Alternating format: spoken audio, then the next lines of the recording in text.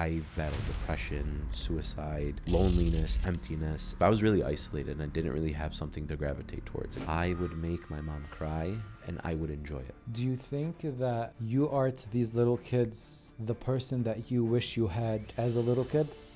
Yeah, I think I gravitate towards that age because of that. This is a controversial topic. How do we solve the Shia Sunni conflict? You know, we all face one Qibla, we all read one Quran, we all pray to Allah, and that's what it's about. It's about bringing those similarities together. Everyone has differences. The domino that really hit it was this girl I was in a relationship with for a year said, "You're too nice. I don't want to be with you no more." I lost all my friends at that point. 2 people die, one thing after another. I just want to end my life. Did you try? Twice. I remember just being in my bed, crying my eyes out, hyperventilating, like, I can't believe I'm about to do this. Then I heard my father below me saying, "Hayya ala salah, hayya ala falah," come to pray, come to success. And for the very first time in my life, I raised my hands to Allah and I said, "Oh Allah, help me." My whole body felt numb. I just cried. Is that a conversation you have with your father? You almost saved me from ending my life. I don't know I can verbalize that in front of my father. I have not told my dad that iqamah, that he did save my life. Let's say Belal right now gets to have one conversation with Belal at that lowest point. There's a reason that tissue box is here, huh?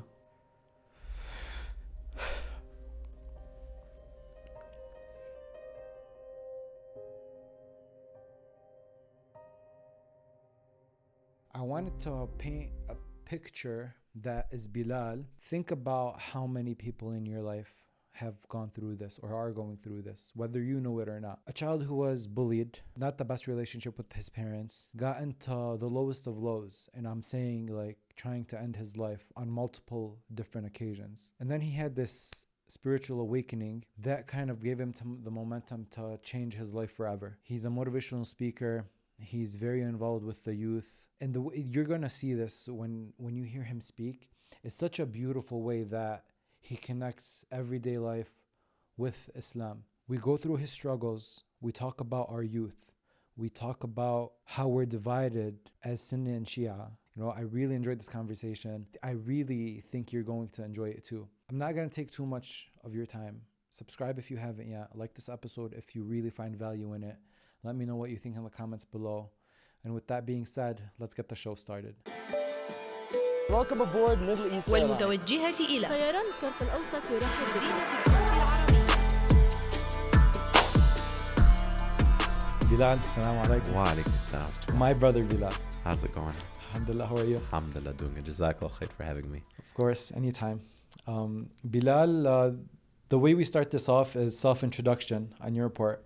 So rather than me telling the viewers who Belal is, I feel like you're the person that knows yourself the best. So when you see yourself, who do you see? So on a resume, if someone asked me this question, I'm 34 years young with 3 beautiful boys, alhamdulillah. Born and raised in Dearborn, recently moved to Canton, have been working in the nonprofit field since 2014, have been a former youth director, worked as a mental health advocate, overseeing a program to help individuals with mental illnesses find work. I've helped the special needs community in masajids. I've been doing lectures for over 12 years. In terms of if you ask me deep down in my heart, who am I? I'm someone that I feel that has been gifted by Allah in order to spread a message of my own struggles in order to help others. I strongly believe there's a saying in a hadith of the Prophet Muhammad ﷺ that he says, whoever removes a barrier for someone in this world, Allah will remove a barrier for them in the next. And I'm constantly someone seeking to help others and to be a source of someone to get ahead in life. So that's a little bit about me. Do you think we all have that gift to spread this very nice message out, or is it just chosen for specific people? How do you think that works? I think every single person has a gift, and it's seeing how their gift fits into the world that they're put into. God is the most wise. He's Al-Hakim, and through his wisdom has placed you in the world, in the moment, in the second that you are in today. When you think of the prophets, for example, Hajar, she's put in the middle of nowhere, and through her running, Zamzam water erupts from the foot of Ismail. And God, the Almighty and the All-Wise placed her in a valley that did not exist, and what you see in Mecca today exists because of that mother. And each and every one of us have something so unique and special that God has given us. We just have to open that door to see what it is and see how we can benefit the world with it. How do you, so in this world, people like fast, quick, easy ways to do things, you know? What's the fastest way to make $1 million? What's the fastest way to lose weight? People hear this and they're like, what's the fastest way for God to open these doors for me? What do you think? The fastest way is to know that God has already opened them. And it's all a process. I constantly tell this to people, is that Allah gives us gifts of ease and boxes of hardships. That God gives us gifts of ease and boxes of hardships. You know, one time I was taking my kids to school and they're late, and I'm like screaming. I'm like, you got to get this. I want more sprinkles. I want more whipped cream. I can't find my sock, and my shoe won't go on. My seatbelt won't go on. And I'm like, I forget my keys. And I run inside to get my keys. I'm screaming. I'm late. And I'm like, I'm so mad. And that hardship of being late, 10 seconds in front of me that it took to get my keys, I see a car accident that was so bad that could have been me and my 3 kids. And I thought to myself, like, as much as I was so upset about that hardship, there was an ease that came out of it. And, you know, my past, and I'm sure we'll talk about it, but my past, really, when I look at it, it was a gift. You know, I've battled depression, suicide, loneliness, emptiness, and I feel that door that God opened up for me as a child allowed me to be who I am today. And the gift is always there. It's just Allah making sure that seed is growing, and it's always constantly growing. And there's a saying that if you take 1 step towards Allah, Allah will take 10 towards you. If you go to Allah walking, He'll come to you at speed. So God is always there. He is so close to you. We just have to be the one that open the door and know that Allah is there. Absolutely. I totally agree with you. And I think also what makes, like you said, it's a process. You said the thing is you realize that the door's already open, but it's a process. And I think there is no quick way to do anything. The processes and working on yourself to be fit to be in a position where you're able to do these things, you know. I was listening to something the other day, and it was like, I think it was one of your videos where you were like, you asked God to give you $1 million, okay, and He gives you $10 million. Okay, how are you gonna like, if you're stingy with your mother now, why is it gonna? It was your video, right? And it's like, how are you gonna? Yes, how are you gonna change that if you have $20 million? And I find that so fascinating, because we think that after we get the reward is when change happens, but actually it happens before. You have to work on yourself. You have to, okay, I don't have much right now, but I'm still going to give. I'm still going to be generous.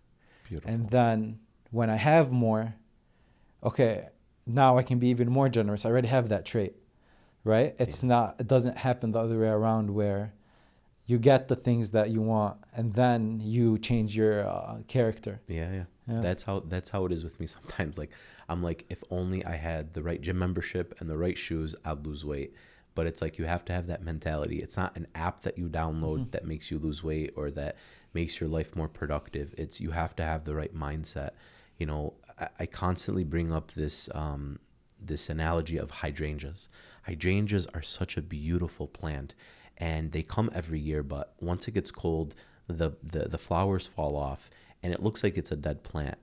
But the winter is really where it shows its strength, because in the spring it comes bigger and it's beautiful, and it's larger than it was the year before. And that is our life. Our life is a tree. It's a flower, and it's growing and growing and growing. And through constant growth, we get to a point where we're then able to give the fruits of all of the hard work of growing, right? And, you know, this concept that I need this or I need that, or, well, if only I had this, if only I had that. Use the surroundings that God has given you to see what blessings are there. You know, we you know, something that I constantly hear is, I wish I didn't have the mom that I had, or the dad that I had, or the brother that I had. And it's like, God has gifted you these relatives for a purpose. God has gifted you this teacher or this job for a reason. And that's really where you grow. Every hardship that you have in your life has made you a stronger person.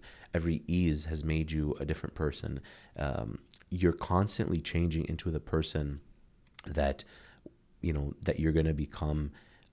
You're constantly growing into a person that God wants you to be, because he's placed you in the environment for a reason. And because he is the most wise, we have to be the ones that kind of open up our minds and be like, I see it. Yeah. Opening our eyes to see it, and we will see it. Now, first, how did you end up in America? So the podcast is called Not From Here because me and you aren't originally from here. How did Belal make it to the United States? So my mom was born and raised here. Okay. Her parents are from Lebanon. Okay. And my dad is from Lebanon. Okay. So my dad met my mom, got married, moved here. I'm the youngest of four. Alhamdulillah. My dad, a lot of his family and relatives are out of Michigan. My mother's side of the family are all here. I want to say they're Americanized. A lot of Halloween and Christmas parties and all that good stuff. And, I grew up resenting and pulling away from my culture. I loved waking up on Saturday and, watching Nickelodeon and Hey Arnold and Rugrats and eating cereal and watching wrestling every Monday. And, when my mom and dad would be like, let's go to Arabic school. I'm like, I don't want to go there. I want to be a kid. I want to watch TV. I don't want to play Madden. And so I never really developed a love for my culture, a love for for who I am until much later in life. But, my dad's from Lebanon. My mom's born and raised here, but her parents are from Lebanon. Okay. So you just mentioned that you kind of resented the culture. What about the religion? How was your relationship like with the religion during those? Because Halloween, Christmas are very attractive, especially at a young age, like candy and gifts, and that's our perception of it when we're young. So how was your relationship? And at the same time, Islam kind of tells us to veer off from that. Yeah. SubhanAllah. My story, I always begin at chapter 1 with the moment that I did not want to go to Arabic school. I truly feel there's a verse in the Quran that says, whoever turns away from my remembrance will have a life that is depressed. When I was 6, 7 years old, my dad was like, you got to go to Arabic school. And I'm like, I don't want to do that. And every single day I would tell my mom and dad, I don't want to do this. My dad is, he worked for Ford for 30 years. He used to work at El Amir. He had multiple jobs. And he would, I think like most Arab dads in Dearborn that worked for Ford, would work the night shift. So when I would get home from school, he would have already left. And when I was leaving to school, he would have just had gotten home. So I didn't really have, my father there for a lot of my youth. And he was the one that was a practicing Muslim. My mother wasn't a practicing Muslim at the time, but I sort of, my brother that's older than me is 7 years older than me. So by the time I was 7, he's in his teenage years. He doesn't want nothing to do with me. So I was really isolated, and I didn't really have something to gravitate towards except, video games and TV, and bad friends. So, when my parents were like, you got to go to Arabic school, I'm like, no, like I don't find any value in learning this. And you find that a lot nowadays is, sometimes parents force their children into wearing the hijab or reading the Quran or memorizing certain things. But it's like, if you don't find value in prayer or value in the hijab, children are just going to resent that or wake up one day and be like, why am I wearing this? And it wasn't until maybe 2 or 3 years of me just telling my parents, I don't want to go to Arabic school, did they finally pull me out. And I really feel like that's where my story begins. But I was so far away from God. I had zero relationship with him. And the funny thing is that Allah was always there, no matter how distant I felt from him. Paint me the picture of your lifestyle after, like, dropping out of Arabic school. So I was teased a lot growing up. I was a very large kid. I had low self-esteem. my hardships are nowhere comparable to other people's hardships. And Allah says in the Quran, He doesn't put more on a soul more than it can bear. So everyone's hardships are different. I was bullied a lot. I was picked on. I had people steal my homework, punch my belly and call me, fat. And I was very isolated. But I always wanted to be a fake person. I always gravitated towards the popular kids. And I would do things like, they'd be like, oh, steal this or say this or do that. And I would gravitate myself towards those people. You wanted to fit in. I wanted to fit in. Yeah, I wanted to fit in. I wanted to be noticed, right? And I wasn't noticed. And I would try to do whatever it took to be noticed. And, I played a lot of video games, watched wrestling, fantasized about I'm going to play wrestling. I'm going to jump off here, Stone Cold Steve Austin, The Rock, Shawn Michaels, all of that. I loved that growing up. And then, video games and all of that. And, elementary school was really, I think, a moment of me isolating myself from everything. And then when I got into middle school, that's where a lot of bullying, a lot of heavier bullying took place, a lot of teasing, what does a lot that of look further like? Isolating. The heavier bullying, what does that mean? It's where you notice it. It's where you notice it a lot more. So the punches on the belly and being called fat, you didn't really notice it? I took it as, like someone like using me as a punching bag. Like, hey, what's up, man? Yeah. But in middle school is when I really realized that I felt like a loser, right? People would literally verbally say it. I'd get literally people steal my homework. At first, when I was in elementary school, I was like, oh, it's no big deal. I'm trying to help this person out. But then I realized no, someone's taking my homework. And, it's typical teenage preteen stuff where, you start battling your identity inside and you want to do something. You gravitate towards a certain identity that you want for yourself that doesn't fit in with your surrounding and your environment. And, being a preteen, it's tough. I mean, in this day and age, it's way worse with everything that's around children. But for me, I just remember middle school was tough. It was tough. So earlier when you were younger, they would tell you oh, go steal that, and you would go steal it. They would be nice to you for those maybe 10 minutes after that. How does that translate into middle school? What did you have to do to kind of try to fit in? Middle school was so middle school, some of the things that I did to fit in was being this goofy kid. That was my persona. Making people laugh, whatever it was, whether I said something funny or did something silly or stupid, and I got a reaction out of it. I was like, okay, I'm going to fit this. I think I can run with this. I think I could be this goofy kid. I would do random stuff.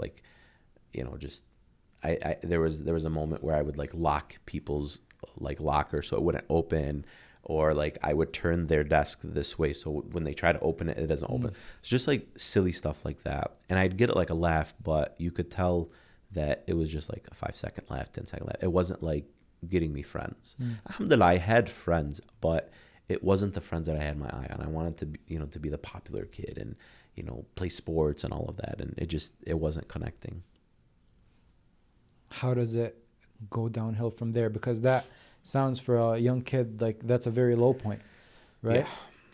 Yeah. How does the situation get even worse? High school, it got worse in the sense that I got what I wanted, but I was not happy. The void was still there.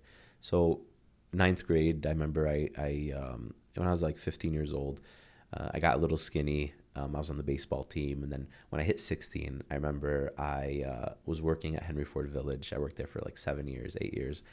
And I was this goofy kid. It was people noticed me. And I would jump on tables and just do funny stuff. I would say funny stuff. I would do funny stuff. And it's just that's what people looked at me as Billy, the goofy kid. And when I was 16, I remember I got a MySpace, I got my cell phone. People started noticing me, oh, this guy's handsome. And then, again, just gravitating towards the wrong crowd. People would be oh, go steal the test answers, or, oh, do you want to, do this or that? And just the peer pressure that was there. It was something that from 15 to 21 years old, I was just this fake person that was trying to fill the void in my heart of the loneliness that I had as a young child, to fill it up to say, do whatever these kids say. If they say punch someone in the face, punch them in the face. If they say steal this kid's phone, steal the kid's phone. If they say steal the answers to the kid, to the teacher, steal the answers. If if they say take some money from your mom, do it. So You never looked at that as getting used? no. I looked at it as trying to fit in. Trying to look like, this is what these kids want from me, let me do it. And it was something that was so gullible. I never had anyone to say, bro, what are you doing? I remember one time I was in gym class and this guy told me to go to the teacher and tell him something very inappropriate. And I was like 8th grade. I had no idea what this was. And most 8th graders know what it is. So I remember I was about to go to the gym teacher, and I had one friend that was like, hey, don't say that, you'll get suspended.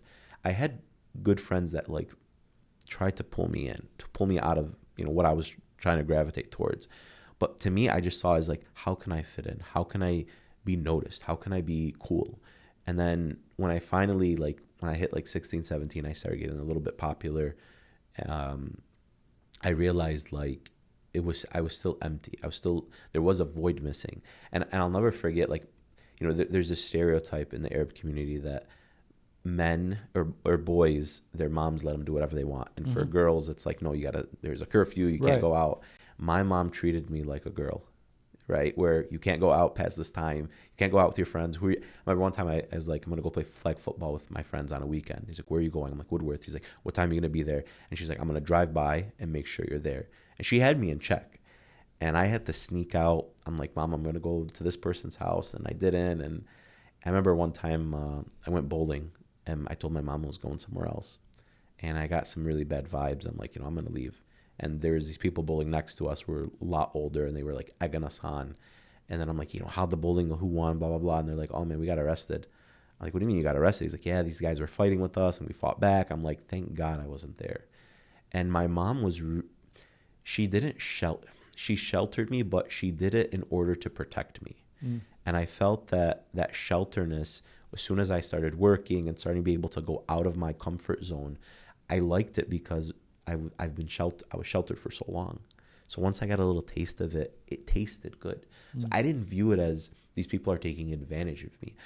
I looked at it as I get a little bit of a flavor or a taste of what it feels to maybe be normal.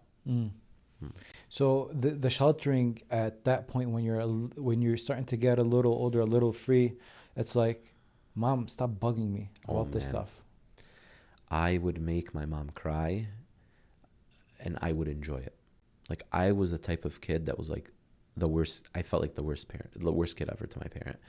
There would be moments where like I'd come home and unload on my mom for no reason. Just something happened, and I'd use her as a punching bag and would not punch her, but I would use her to just let out all my emotions. Like, there were times where like I would like yell at her for like 30 minutes straight. And like, Mom, you never let me go nowhere. You never let me do anything. What's wrong with you? All these kids are inviting me to this party and this party. You never let me go anywhere. And looking back now, I realized like I was a jerk. I wish I could go back. And every single person that, you talk to about these situations, when they get older, they always wish they can go back. But my mother was always there for me. No matter how many times I yelled at her, she was always there for me. Even when I was at my lowest of lows. So if I ask you if you regret something from that phase of your life, would that be it? The biggest thing I regret is not knowing who my real friends were, which were my family. My mother, she was always there for me. She never even yelled at me, never hit me. She was so patient with me, and like I took that for granted. Sometimes there's people that we take for granted in life, and those are usually the ones that love us the most. And I gravitated towards people that didn't love me, and I tried to earn their love. And what that did for me was push the people that truly loved me out of my life. And I would say the relationship that I had with my mom, if I could go back, I would change it in a heartbeat. You didn't change it as you got older? It wasn't until I really embraced Islam. But how do you know that you got depressed? How do you know that you're depressed? How do you know that like what's happening in your life, and then you sit down and be like, yeah, like something's wrong? Yeah. So when I turned 21, so I got into high school, and I was about to get kicked out of Henry Ford. It's a long story. Who gets kicked out of Henry Ford, right? We have time if you want to say it. Not too much time. Okay. So I was almost getting kicked out of Henry Ford. And I just bought a house and a car, and I was financially like broke basically. And I was like, what am I gonna do? I just bought a house and a car. I'm about to get kicked out of school. I was gonna transfer to U of M, and I had these ambitions of becoming a teacher. And then I had 2 people die in my family within a week, and this is all going on at the same time. And I was about to get fired from work, and then I'll never forget this. The domino that really hit it was this girl I was in a relationship with for a year said, "You're too nice. I don't want to be with you no more." And that's really where everything started falling. So I lost all my friends at that point. She breaks my heart. 2 people die. School, work, one thing after another. This all happened within a span of about a couple weeks. And I started contemplating, like, I just want to end my life. Like, there's no point of living. Like, I'm literally like, I messed up my life. I have a horrible relationship with my mother. I'm about to lose. Like, what is in it for me right now? So I contemplated suicide. Did you try? Twice. And the 3rd time, I'll never forget this day. I was in my room. It was raining outside, pouring rain, and I have the pillow like just in my hand. I'm clutching it, and it was like this plaid brown and white pillow, and I was bawling my eyes out. I'm like, I have a 3rd plan, and like this is gonna be full blown. Like I'll be gone. What's the plan? I don't want to say it. I don't want to trigger anyone, but I alhamdulillah, I never experimented with drugs. When I forgot to mention this, but when I lost when I broke up with that girl, I was hooked on these diet pills. There was this place that everyone was getting like supplements from. I can't even remember the name, but it's on Schaefer. It was on Schaefer, and I was taking over 1,000 milligrams of caffeine a day for like 6, 7, 8 months. And I had these red bottles like all over. When I stopped taking them, my mom found out. Like, I told her, like, I have a problem. And that was a tipping point. So it had to do with something along those lines of like taking something. And I remember I was in my room, and I remember just being in my bed, crying my eyes out, hyperventilating, like, I can't believe I'm about to do this. And then I remember everything just stopping, freezing. Everything froze. And I heard my father below me saying, Hayya ala salah, hayya ala falah, come to pray, come to success. And for the very first time in my life, I raised my hands to Allah, and I said, oh Allah, help me. I've neglected you so much, just help me. And I just remember when I said that, my whole body felt numb, and I felt this release of just something. And I just cried, and it wasn't this crying out of anger anymore. It was just crying out of regret and remorse.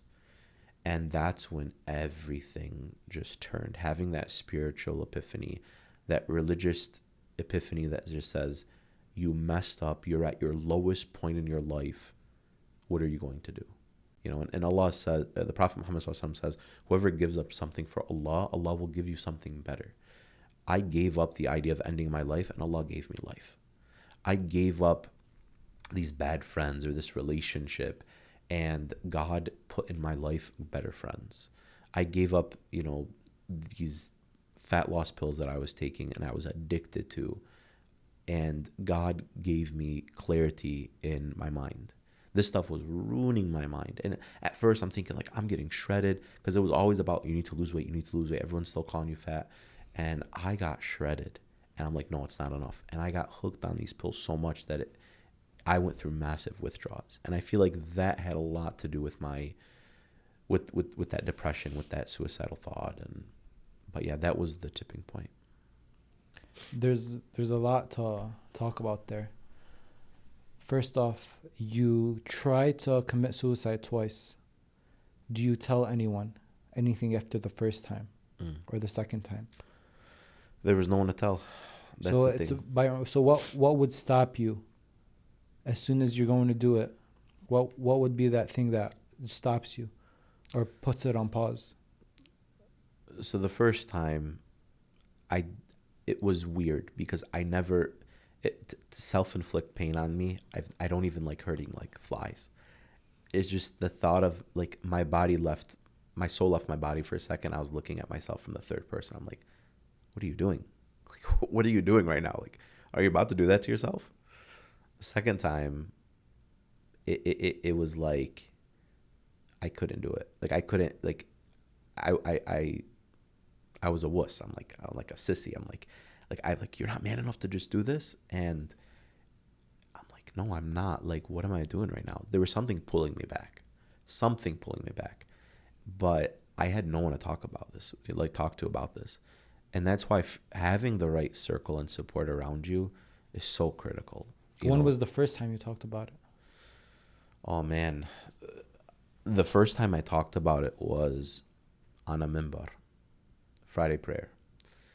So alhamdulillah, a lot of things happened from that moment to, where I am now. But to jump ahead and talk about on the minbar and during Friday prayer. Because it's odd. You would think that by that time you would have a friend, maybe tell it to the friend, maybe get it out of your system, because there's a lot of emotion in there, a lot of stuff, like especially in those moments when you're having these awakenings, you're overflowing. You said it, you get numb.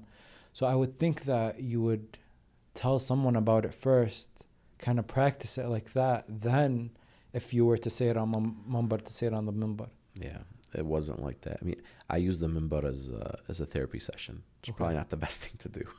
But the way that I shared it, I've never shared the whole story until recently. So I want to say maybe about 6-7 months ago is when I really shared the whole full story of what I just shared. So very recently. Very recently. And we're talking about this year, 12 years later after the fact. So this year. What I shared on the minbar, so I used, my first khutbah I ever gave was about parents. And that was because that's something that I wanted to work on, my relationship with my mother. I can't preach something if I'm not trying to work towards it.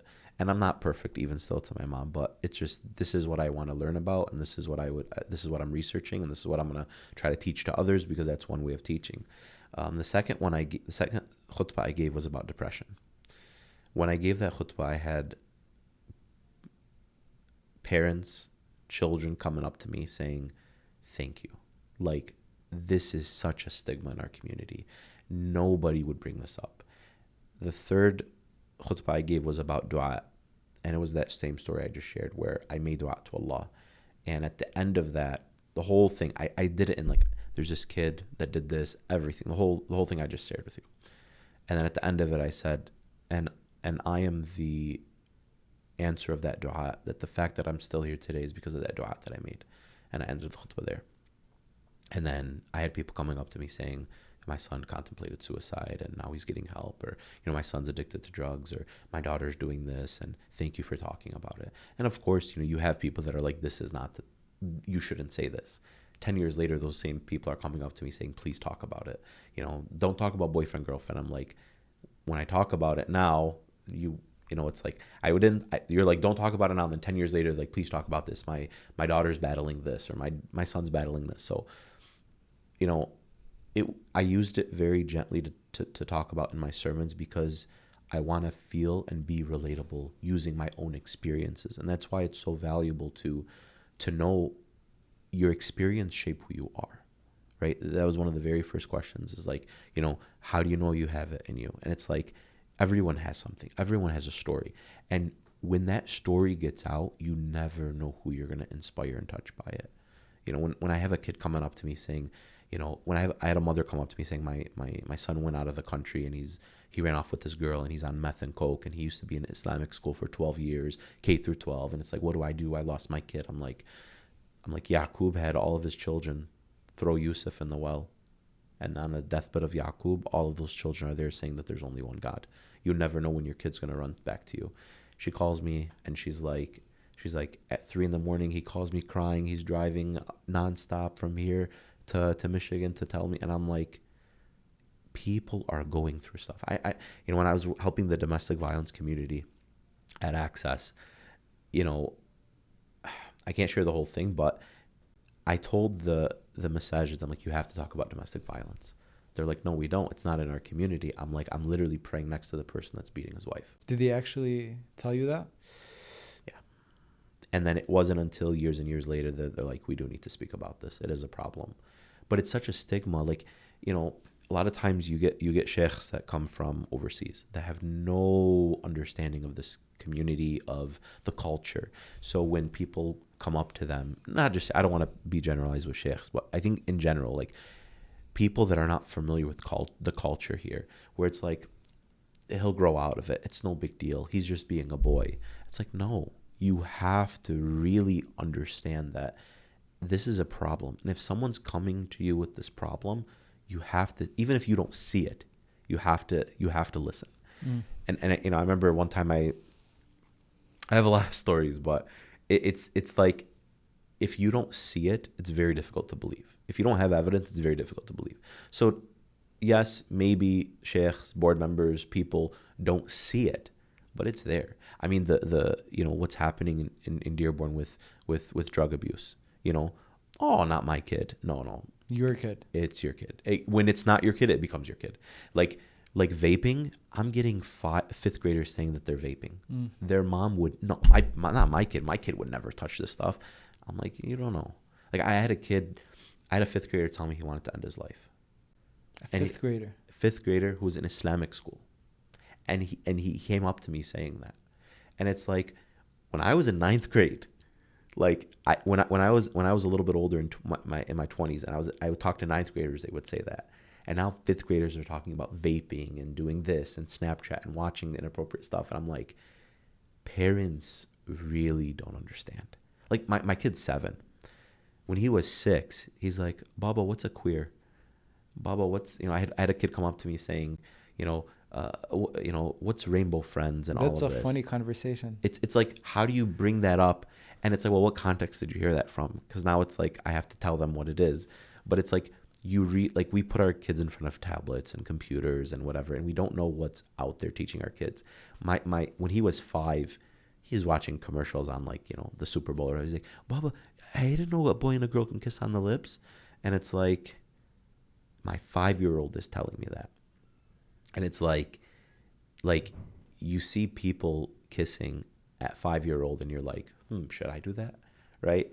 And it's kind of crazy to say that, but when I have kids coming up to me 6th grade, 5th grade, saying they have a boyfriend or they have a girlfriend, and it's like, it's not my kid. Like, okay, think again. Let's take a little break from the conversation and let me tell you about this right here.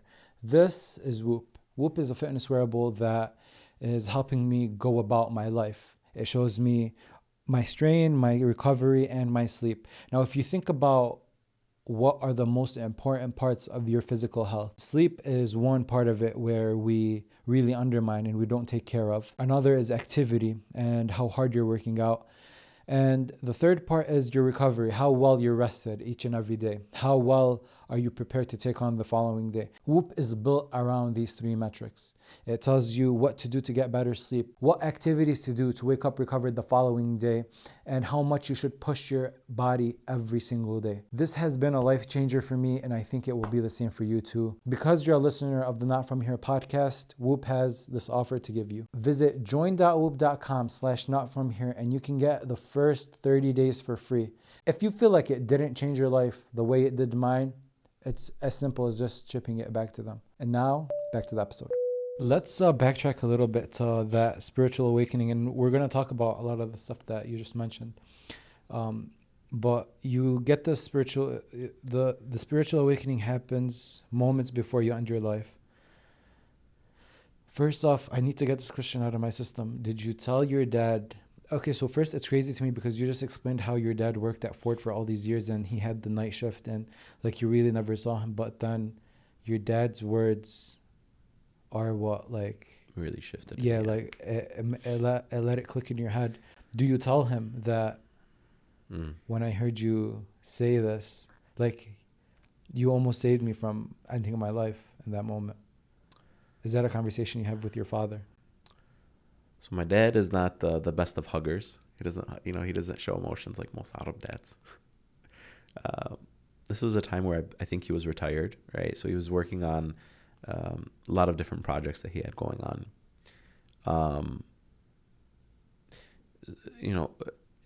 I remember I started showing an interest in prayer, and I told my dad, like, tell me about the story of Adam. And he's like looking at me like, this guy's weird. Like, you never asked that. Or like, oh, like, can we go to the mosque together? And he's like, this is weird. And, my mom, I recently posted a video about the fact that I contemplated suicide. And my mom, she's like, I never knew that. And she had to find out on Instagram. I don't think I could ever tell my dad. Oh, so you still never told him? He's probably heard me say it in khutbahs, but his mind's somewhere else probably. But yeah. I don't know if I can consciously. I don't know. I can verbalize that in front of my father. Sometimes the biggest thing that I tried to work on since I had that spiritual epiphany was my relationship with my parents. Like, I would call my mom and tell her, like, hey, how are you? And she'd be like, is everything okay? Like, what's wrong? I'm like, I'm just calling you to see how you are. Like, I want to be that child that calls you just whatever. It took a good few years for my mom that when I would call her, she'd be like talking to me, and it became normal to do that.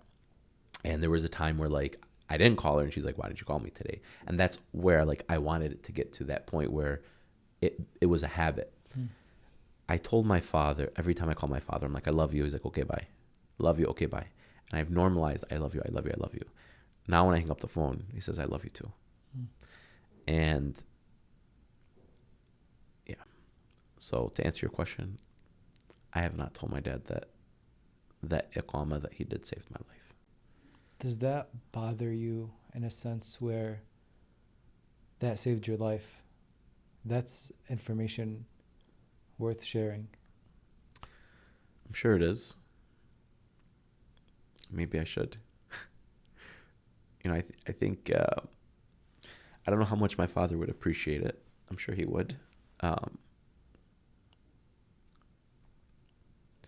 yeah, it's probably something I should tell my dad. You would want your child to come tell you that you saved his life. You're the man, you're the protector of this family, you're the provider. So saving your child from something like that is part of your role, whether he knows it or not. Yeah. Parents are having communication with your kids is so important, and I constantly tell people, like, you have to talk to your kids. Prophet Ibrahim went to Azhar, and he says, oh my dear father, why do you worship these statues? And his father says, get out of here before I throw rocks at you. And when he has a child, Ismail, he says, what do you think that God wants me to sacrifice you? And there's this conversation of where he opens up the door and says, I actually value your opinion. I value this conversation. What do you think? His great-grandson, Ibrahim's great-grandson, is Yusuf. Yusuf goes to his father, Yaqub, and says, I had a dream. And the stars and the sun, they're humbling themselves to me. And his father doesn't say, get out of here. It's just a dream. I don't care. He values this conversation. He says, don't share this with your brothers because they're going to get jealous. And shaitan is going to get in between you guys. And I tell people that they should have conversations with their children and be open. And it's a two-way street, So I would love to have my child tell me everything. And there's going to be secrets that they have that I don't want them to have. And it starts with me. I shouldn't have a secret with my dad like that. I should say, you know what, you did save me that one night. And, I've opened up to my dad a little bit, like, just like, I'm having this problem here. There's one thing that I'll never forget. The only time I did really, truly open up to my father about something. I got in an argument with someone that I was about to get married to, and it ended. And this was maybe like 3 or 4 years after I've been praying. and I got so sick, like physically I got sick, like I wouldn't eat, my body felt so sick. I would like swallow my saliva and it would feel like there were like knives in my throat. Like I was just crying and I was just so depressed. And my dad told me, he's like, it was Fajr time. He's like, get up, we're going to the masjid. And I remember like I was just looking out the window in his little blue Focus, and he told me something, and he never opens up. He never like has those words of wisdom. He's just like very. So he's like, Bilal, before you were even born, before Adam was even created, Allah created a pen and told that pen to write every single thing that would happen, including what you're going through now. So you have to turn the page to find out what Allah has written for you. There's moments where, you know, my dad shows that love, that openness. But yeah, sometimes I feel like he avoids those hard ones. My mom gets all the love. I mean, I told my mom I was addicted to those pills. I've told my mom a lot of secrets. My mom handles it a little bit better because she's always offering a lot more comfort versus my dad. But I feel like he should know. It's always good to be open and transparent with people. You know why I agree with you 100% is because our time on this earth is finite, you know, and I'm pretty sure, inshallah, Allah yatawwal bi'umr, your dad, inshallah, he lives a long, healthy life. But when your dad's not here anymore and you think back at him and you remember him, I'm 100% sure that you're going to be like, I wish I told him before he left that he saved my life. Yeah. When you look at your kids, your grandkids, you're going to be like, Baba, you saved my life. It's just that like feeling of relief that you were able to tell them that. Yeah. Inshallah, you will. Inshallah.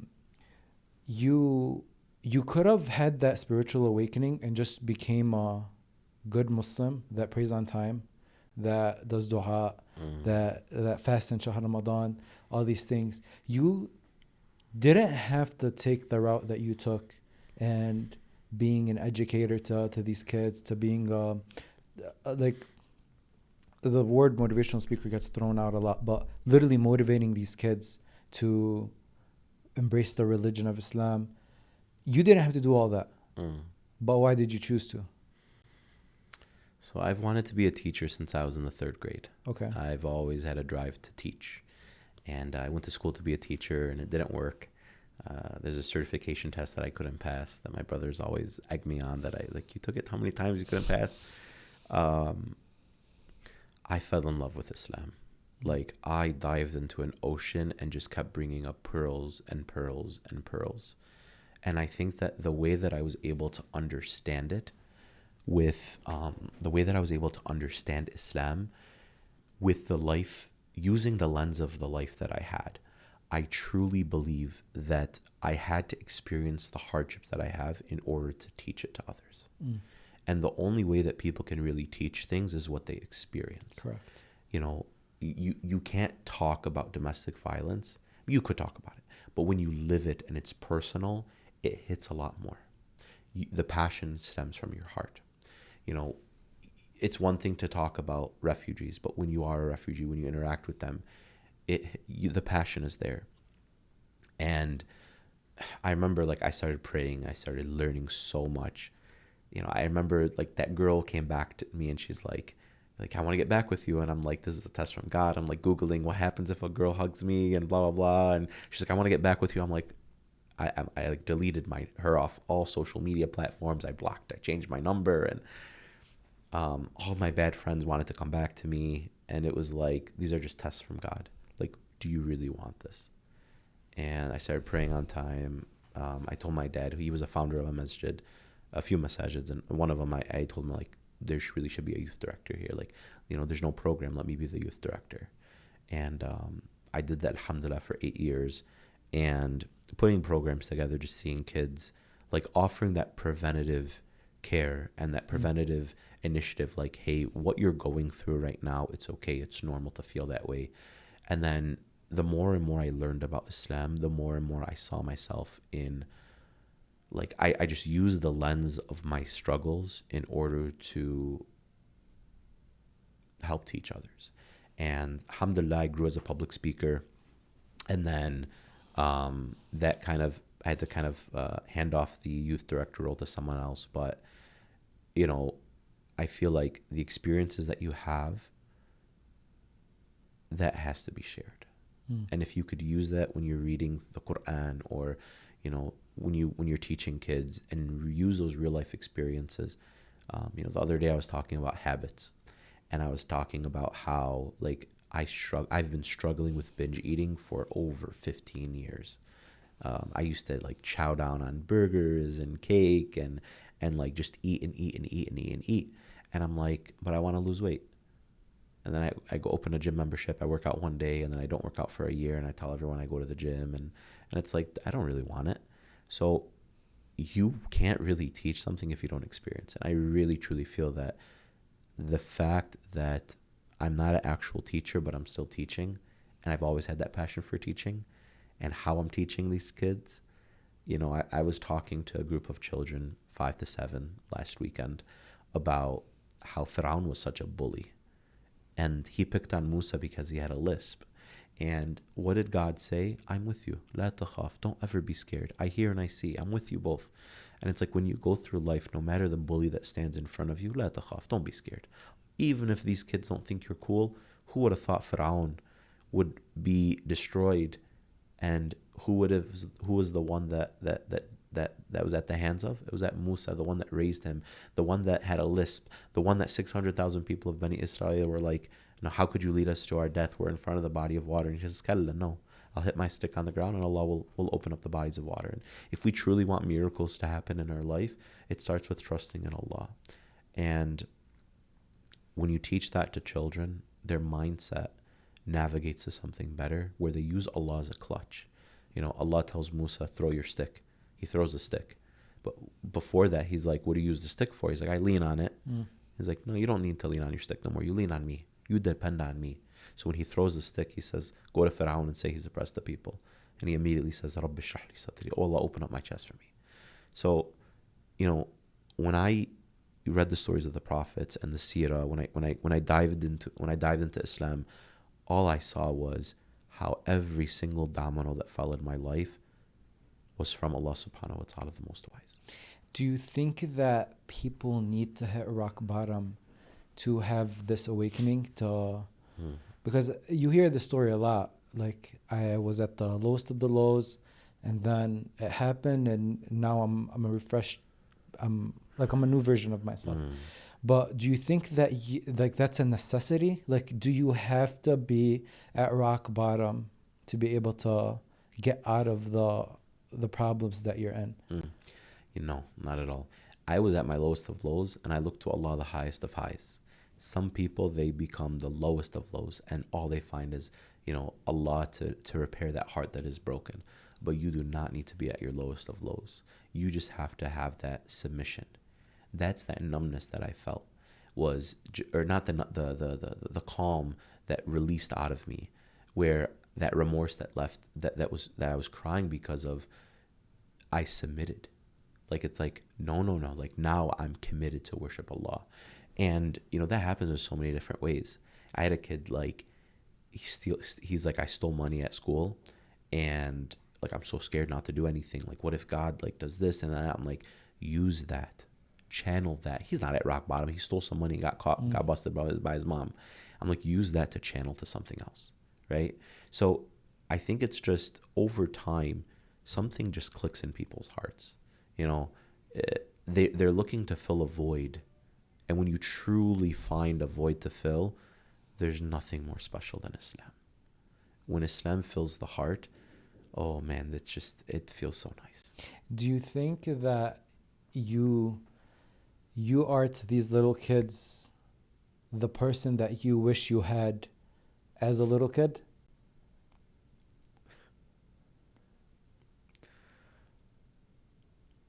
Yeah. Like, you probably talk to them about the things, but then you like think about yourself and be like, oh, I wish someone sat me like this and talked to me like that. Because you said you were very lonely at those young years. Yeah, I think I gravitate towards that age because of that. I think subhanAllah, the amount of children that I remember one kid, he told his father to go to hell. And The kid told the father to go to hell? Yeah. He was a 7-year-old kid in Arabic school when I was a weekend school principal. And I saw myself in that kid's shoes. Because that's the same that's the same thing that I would have told my parents. And I remember I talked to this kid for like 5 minutes. And the dad was like, can you come to my house and just talk? I'm like, no. He's like, no, just like, okay. So I talked for like 10 minutes at his house. What did you say? I told him, I said, you have no idea, like what you're doing to your parents. Like, your parents are there for you. They care for you. I mean, you may not see it now, but you'll see it one day. And like, you don't. And I basically shared a part of my life. And I would see this guy, like, as I'm doing khutbah, I would see him, like, sitting there, like, uninterested. I remember, like, years and years had passed. This kid came up to me, hugging me, smiling at me. And he said, and his dad, the kid left and went and got his shoes. And the dad said, if it wasn't for that 10-minute conversation that you had with my child in the room, I would have lost my child. Wow. And this kid was a teenager at the time. He was probably 15, 14 at the time. And usually at that age, a lot of people, rebel. And I truly believe that if we as a community are not there for children, and even if it's not our own children, it takes a village, right? Then, we're going to lose children. We're going to lose our youth to so many things that are out there. I had a parent tell me that her kid beats him or beats her. I had a mother tell me that my child beats me. And the kid's 13 years old. Where's the father? No father? He's there, but he's not there, And it's like, I told this kid, I'm like, bro, what are you doing? What if your mother died tomorrow? And it's just like, you're right, being there for children. It's like, I wish I had someone that could just tell me, like, it's okay. It's okay to go through what you're going through, that it's normal to feel that way, that you're not alone, that there's so many people that feel that way. And a lot of times, whether it's khutbahs or just one-on-one with kids or just in group settings, I'll constantly talk about my life because that's what's relatable. And I'll have kids say, yeah, my mom does this, or my dad does this, or my brother's annoying. And I'm like, your brother's annoying the same way Adam's children, Habil and Qabil, were annoying to each other. They had sibling rivalry. It's not like it's new. It's not like you're the first kid that's going through this. And I think once children realize that they're not alone, that's really what opens their eyes to, okay, what can the solution be? And to answer your question, yeah, I think that I want to be there for these children the way that I didn't have someone there for me. There's a lot of parents that are probably listening to this, and these parents won't say publicly like that my son is hitting me. Like that's a crazy thing to say. Yeah. Like I wouldn't even have thought that a 13-year-old would be hitting his mom and the dad is like there in some way. What would you tell those parents that really want to help their kids get out of it? Because like your mom, every mom, they're not going to hold it again. Like as soon as they see their kids wanting to become better, they'll forgive and forget. That's the easiest thing for the mom to do. But she wants her son to get better or her daughter to get better. You're 100% right. Parents they'll do anything.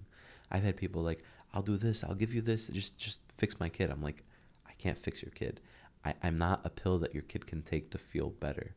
It takes time, and it's not what parents want to hear. Parents want to get out of the hardship as fast as possible. Like what we were talking about in the beginning. Yeah. Quickest way possible. What's the quickest way? Like my middle kid, Emir, may Allah bless our children. He was in this phase where it would just be me. And I'm like, when is this gonna end? Is this just who this kid is? And it's just like the other day, he goes to my young one. He's like, do you want a sucker? And I'm like, come on, man. I can't think my child is bad, because then every time he does something, he's a bad kid. Even the 1% he does something good, he's a bad kid. No. Look at your child as good and they'll be good. Don't ever think you failed your child, because your child's life's not over. Nuh alayhi salam, his son is on a mountain saying, I got this. He is a prophet who's giving da'wah for 950 years, 100 years to build a boat. He goes home, he's telling everyone, oh, these people are making fun of me because I'm building a boat on top of a mountain. His own son didn't board the ark. After how many years? Did he ever quit? No. He's on top of a mountain. How many times we tell our kids go left and they go right?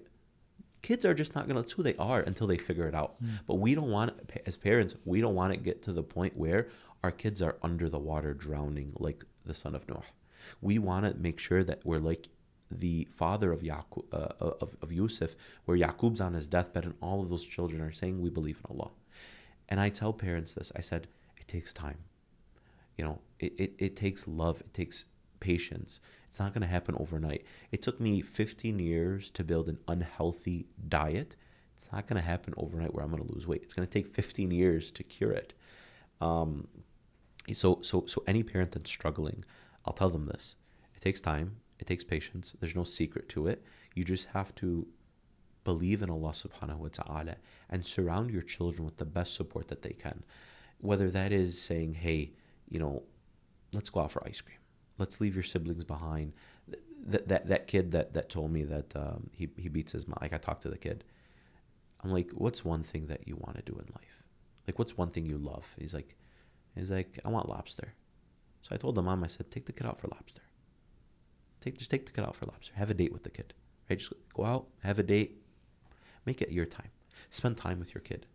Let him know that you're there. So that way he feels comfortable coming to you. You know, usually parents are the last people that hear when bad things happen. And it's like, why do all these people know what happened at school but you? And then you're the last one to find out.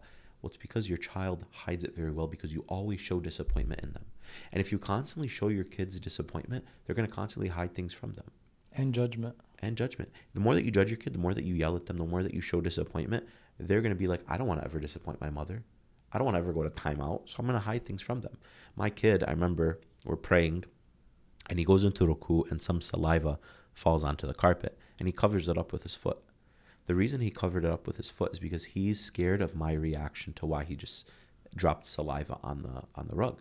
Right. So I said, oh, Baba, did you drop some saliva? Let's get a napkin. Now he's normalized it. My son's having accidents in his bed, right? He's potty training.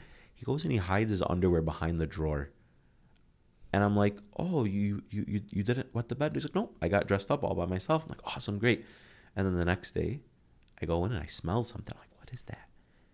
And it's not just behind the drawer. It's in my other son's dresser, in his underwear drawer. And I'm like, this guy's hiding the fact that he's having accidents in his bed, and he's not telling his own father.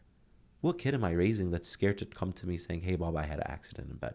Because I've yelled at him for every time, and I've said, how could you do that? What's wrong with you? Are you not a big boy? It takes a lot of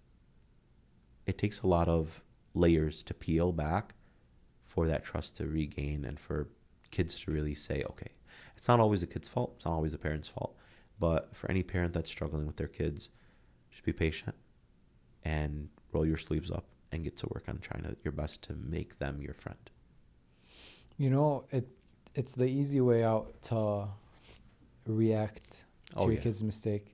Scream, tell them, time out, done. It takes a lot of effort to see that there's a mess that happened, and you have to clean this mess, and you have to sit down and get this annoying feeling out of you. Sit them down on your lap like, hey, Baba, this is fine, it's okay, this is part of the process, whatever. And I think a lot of times we just take the easy way out. Scream at him, maybe it scares him to not do it again. Yeah, I mean, when I yell at my kids, it doesn't solve anything. It does not solve anything. Like, my kid will be screaming, crying, and then I yell at them, and then it's just a constant of yelling, and then they learn that it's okay to yell. And I tell people this. He's like, I don't know why my son yells at me. I'm like, do you yell at your wife? He's like, yeah. I'm like, you just gave permission.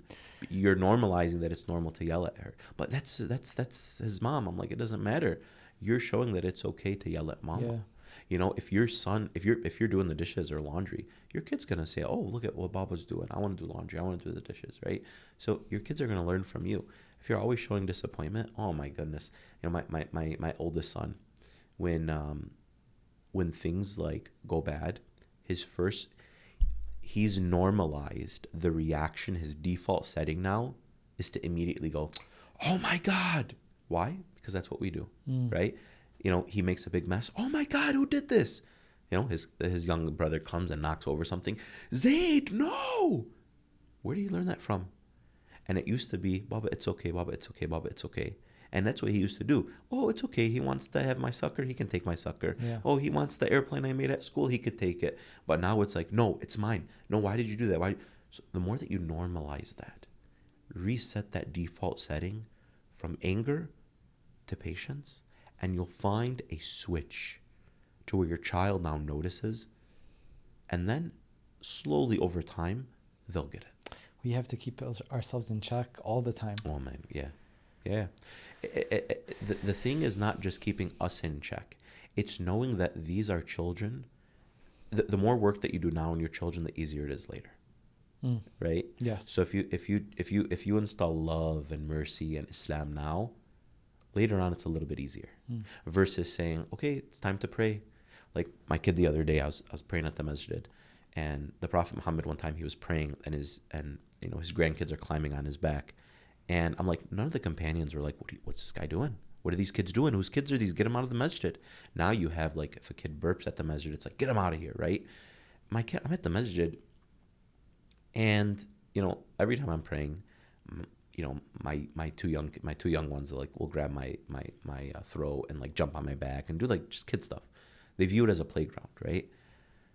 And every time they do that, I think, what would the Prophet Muhammad do? And the other day I was at the masjid, and it was really embarrassing because they were playing peekaboo, they were talking, and it was quiet, and I'm just like, oh my God. And I just wanted to yell so bad at them and just like, this is so embarrassing. And then I got a little, because I've told them many times, like, stop. So I got a little firm with them. He cried. You have to have a little bit of tough love, but don't make that your default setting. Because eventually what's going to happen if you keep yelling at your children, especially around Salah, they're not going to want to come to pray with you. So when you tell your kids, "Come on, pray," no. Because they're associating it with you being angry. Yeah. Exactly. You know, a lot of people, and this is recent, the guest that I had on last week, Samar, she was telling me about how, like, our Islamic centers are not really catered towards kids having a good time. And that makes it difficult for them to come back as teenagers because they're, like we said, they're just gonna associate that place where they got yelled at, where it's very sad that we say, like, the youth are the most important thing to the society, and why are they not being close to Islam, and why aren't they like holding on to the religion? But at the same time, at the house of God, they're treated like they're not welcome. You're right, 100%. And it's not every masjid. Yeah, of course. I mean, I've traveled to Texas, California, New Jersey, Florida, and I visited a lot of masajids, and there's a lot of very friendly masajids. There's some that are so invested in their youth that they got basketball court and pool, and they got everything. TV, soccer, they got all these events. There's masajids that are like that are very cool, and like, you know, those, and they're so invested. You know, I think old people have a certain level because of their generation. Not all the times, but I was at the masjid the other day, and this old guy looked, and these kids are talking behind me in a group, and this old guy looked at me and was like, "Tell him to stop talking." I'm like, so I told the guy that was next to me, "Okay, you can tell him," because so then the guy came up to me, he's like, "I'm sorry, it's just they were talking." I'm like, no, it's okay. But I've been into situations where older people will take children that are 6 to 8 years old, pull them from the first row of the masjid and say, "That's my spot." And I'm like, bro, like, that's crazy. Don't do that. Like, how these children, like, these are the same people that are like, "Where are the youth? Why aren't they here? Where are the children?" It's like, you've kicked them out of the masjid, you know? He's probably so excited, first row. Oh man, I'm right in front of the sheikh. Imagine. And then it's like, "Where are youth?" Well, that's where they are. You've kicked them out. You haven't made them feel comfortable. I remember one time when I first started praying, I had these jeans that they were from Express, and they had like a sword on the left. So this guy said so politely to me, he's like, hey, maybe wearing that, it looks kind of like a cross. Maybe you shouldn't wear it. And I was so like impressed by his patience towards me. Then I was doing a khutbah, and I had I think it was Express as well. And it was the logo was like a lion. And this guy was all the way in the back. He comes up to me, he's like, your whole khutbah was garbage just because of your shirt. I'm like, there's really nasty people in this world. I'm like, this distracted you? He's like, yeah. And then he walked away. I'm like, whatever. And it's like, there's nasty people in this world, but it's not always the case. And, there's a lot of masajids that are very invested in their youth, making the masjid fun, investing a lot in the youth. Recently, the masjid I was a youth director at started taking an interest in the youth and investing because they see the potential. It used to be, how can we make the masjid's parking lot bigger, the chandelier bigger? And now it's like, how can we accommodate women with children? Like, there's a masjid, a lot of masajids I'm seeing now that are new built, they have a room catered to the special needs community, to mothers that need a quiet room that are like soundproof glass. So it's exciting to see that happening, but it also takes us as individuals to have those initiatives in masajids to say, hey, this isn't taking place. Why don't we do this? This isn't taking place. Why don't we do this? And having those open conversation, and it takes time, of course. Of course. And it takes the youth to grow up and be also part of this change. What do you think are the topics that you try to focus on with the youth to kind of get them closer to Islam? The biggest thing is mental toughness and spiritual toughness. You think they relate to that? Oh yeah, 100%. I talk about how the Prophet Muhammad SAW, when he went to Ta'if, he was broken. His wife over 25 years passed away.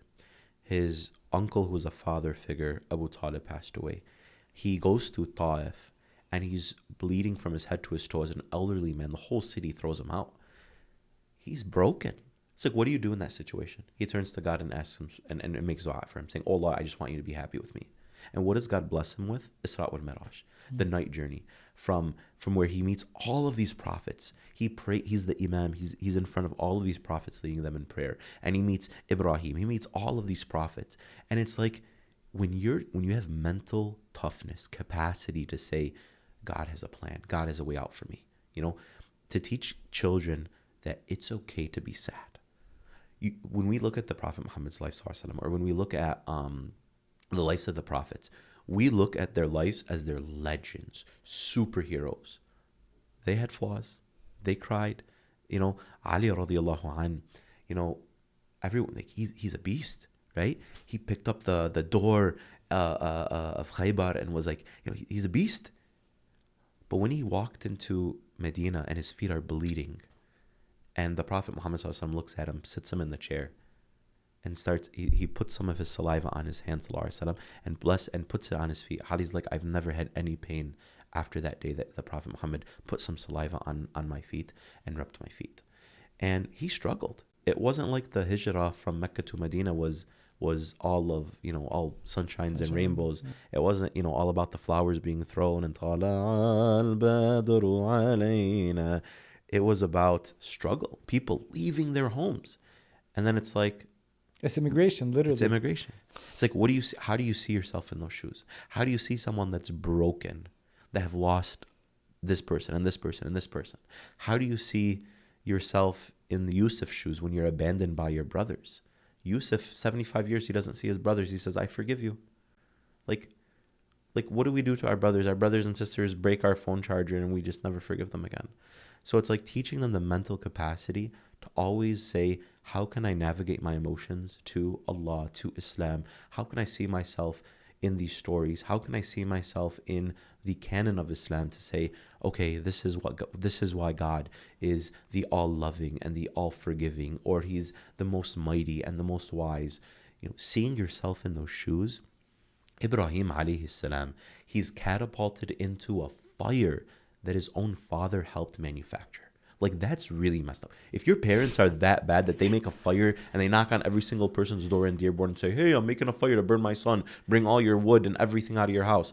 Your dad's not doing that. Yeah, I'm not comparing every situation. Yeah, your dad may be abusive or whatever, but like, look at this situation. But what does Ibrahim say? Hasbi Allah wa ni'mal wakil. Allah is sufficient. And if God can change the chemical nature of fire to not burn Ibrahim, He can change your hardship into an ease. If God can open up the body of water for Musa, He can open up your hardships and turn it into an ease. If God can stop the flood for Nuh, He can stop your floods. So when you say anytime you have fear, anger, worry, concern, anything, how do you navigate that to Allah subhanahu wa ta'ala? Wow. Alhamdulillah. That's beautiful. That is truly what I want to teach when it comes to children, is having the mental capacity to navigate their emotions to Allah. This is a controversial topic to talk about because we don't talk about it in public. But I posted a questionnaire on my story, and I'm like, I want to answer questions from my followers. And multiple questions were about the sectarianism in Lebanon. And you're Lebanese, you understand it. And it's like, how do we solve the Shia Sunni conflict? And I thought about that so much because it breaks my heart that we can be so strong as a community. We can stand side by side, and you see it, and we saw it with the Palestinian conflict when we're all charging towards the same cause. What kind of noise Muslims can make. And I'm like, how do we even start talking about a solution? Because the people that have hatred in their heart will always have hatred in their heart. But I think that hatred comes because of how we were brought up about this is your area, that is their area. It was spoken in that language. But if we talk to kids nowadays when they're growing up no, these are your brothers and sisters. They pray the same way you pray. Doesn't matter. You have your hands folded, you have your hands down. We're all praying to Allah subhanahu wa ta'ala. We're all facing the Kaaba. I feel like the conversation starts to fix it is preventative and not introduce it to the younger generation. And I realize this also is that you're familiar with the area here. When someone passes away, and recently there's been multiple people that passed away. We had a doctor pass away. We had a police officer last week passed away. And you don't look at, was he Sunni? So that means he's going to hell. Is he Shia? That means they're going to hell. You look at it as this mother, we just got into a crazy car accident, and she left behind her 3 kids and her husband. You feel compassionate. You feel like Allah yarhamah. So if we're humans and we live in this world that doesn't mean anything, and we have this much compassion to these people, I start thinking if I feel this way towards this person, how does God feel towards this person? How much more amplitude of that emotion does God feel? He's not looking at us hell. It's not so black and white. And I think when it comes to this conversation, a lot of people think it's this simple. You're going to hell, you're going to heaven, you're going to hell. It doesn't work like that. And it really bothers me that we live in 2024. We live in America. We really need each other because we're so far away from home, and we're still going through this. Yeah. I remember hearing that your response to the question, and you did a great job. And it's similar to what you said just now. We all face one qibla, we all read one Quran, we all pray to Allah, and that's what it's about. It's about bringing those similarities together. Everyone has differences. Even embedded in every single religion, there's a difference. Embedded in every whatever, there's differences. But it's what are those similarities that bring us together? Death. Especially seeing our Muslim brothers and sisters hurt all over the world. That's what brings our hearts together. And if we focus, I didn't even know what Sunni and Shia was until I was in the 8th grade, where someone was like, "What are you?" I'm like, "What do you mean?" He's like, "How do you pray?" And I'm like, "Oh," he's like, "Oh, you're that." I'm like, what does it matter? What does it mean? What does it even matter? And now, when I see TCD posts, and I'm reading these comments, I'm like, bro, just why do you have to say anything? Let them pray how they want to pray. Let you pray how you want to pray, and that's it. Why do you have to cause the? And then like one question I get asked by like non-Muslims is about that, and it's like, how do you defend that? How do you defend the divide when it's like, listen, you want to worship this? You want to? Okay, but we're all worshiping one Allah. There's a technicality here or whatever here. You believe in this, you believe. Oh, it doesn't matter. All that matters is that we're worshiping Allah, and when we're together, that's what makes a difference. You want to focus on what the difference is. Focus on the difference and see what that's going to happen. You're going to cause hatred in your heart for this person. That your family's going to have hatred. Your kids are going to see the hatred, and it's like all you're doing is creating hatred. It's like, how far away are you in the world that we live in 2024, and we can't even like go to, like, even for me, I was in Hamtramck, and the guy's like, you can't go to that masjid. I'm like, why not? He's like, oh, that's for Bengalis. You have to go to the Yemeni masjid. I'm like, I'm not even Yemeni though. So which masjid do I go to? There's no Lebanese masjid here. I got to go to Ford Road or something. Like, what do you mean? Yeah. And I'm just like, are you really that backwards? I remember I give a khutbah, and I was talking about Sunni Shia in the khutbah, and someone came up to me who was Shia, and he's like, thank you for making me feel comfortable for being here.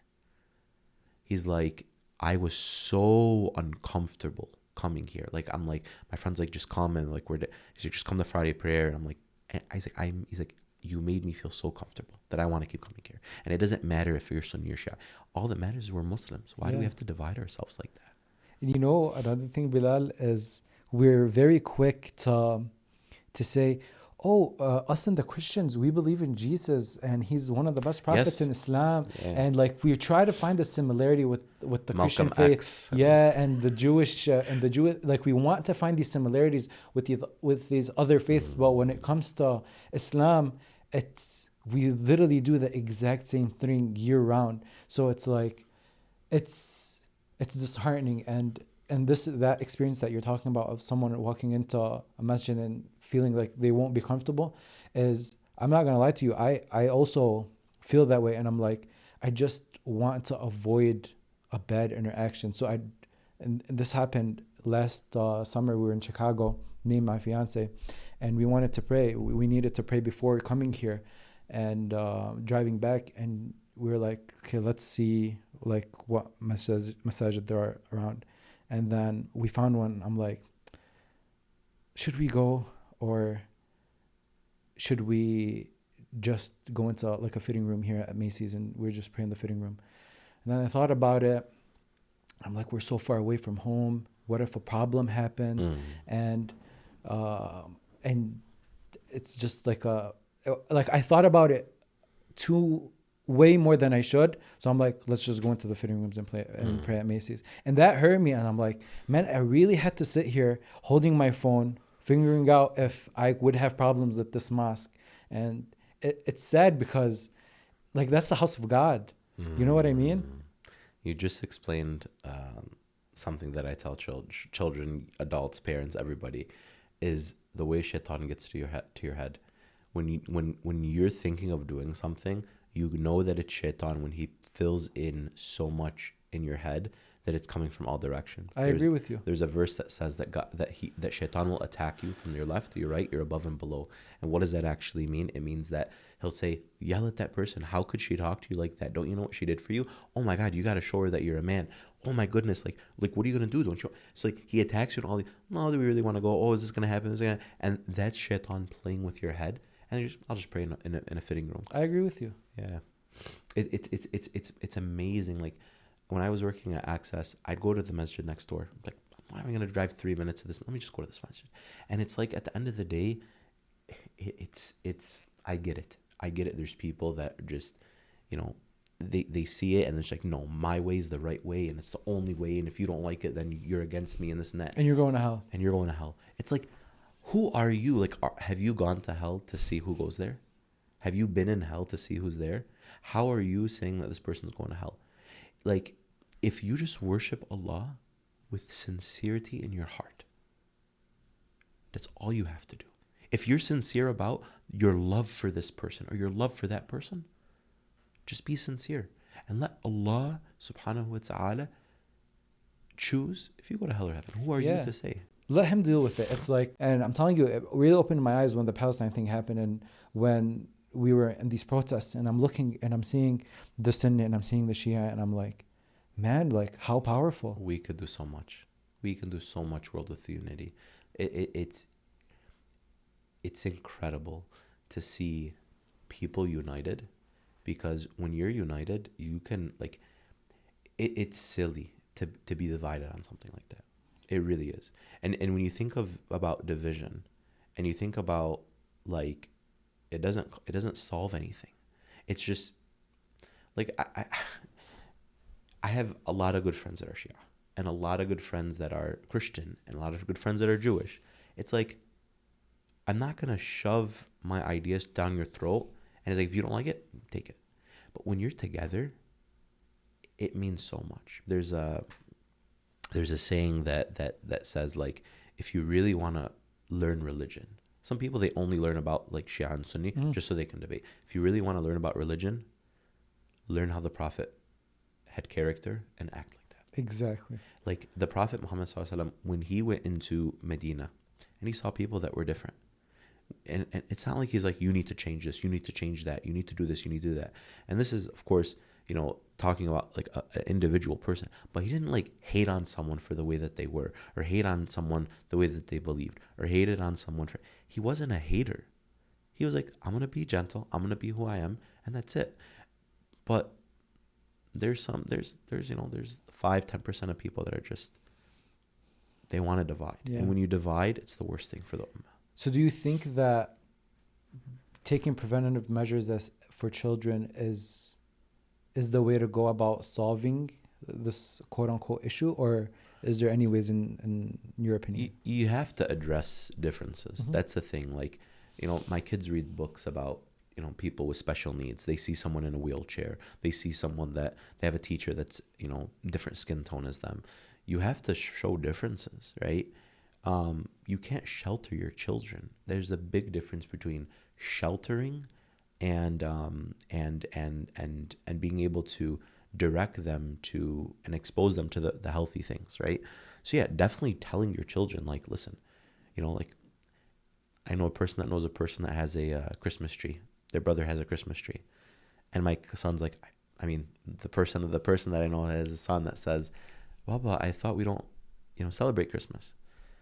So then the person that I know that has a person that has a son says, he now has to explain why a person that is a Muslim has a Christmas tree in their house.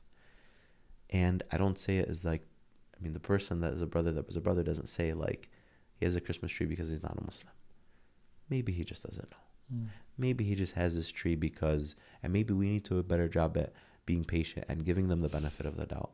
So when the brother that I know that, it's the idea is that you have to teach children in a way that they don't react out of hate, but rather they understand. When your kids understand about someone that has special needs, someone that has a different religion than you. I grew up thinking that the only Muslims in the world were in Dearborn. I'm not even joking. For real? I swear to God. And then when I went to like Rochester Hills, and when I went to masajids over there, I'm like, there's Muslims out here. I went to Georgia, and I'm like, there's Muslims out here. I went to Texas. I'm like, there's Muslims. I literally thought Muslims only lived in Dearborn. Like, I lived in a bubble like that. And it was so crazy to think. Like, I literally lived in a bubble like that. Like, and that's how some of our kids think. Like, there was one sister, one lady, she told me the story. She's black. She's like, I was walking in the whitest area in California, and this kid was walking with his mom, and she was walking, and this kid yelled out, and I could say the story because the girl told me I could say it. The lady told me I could say it.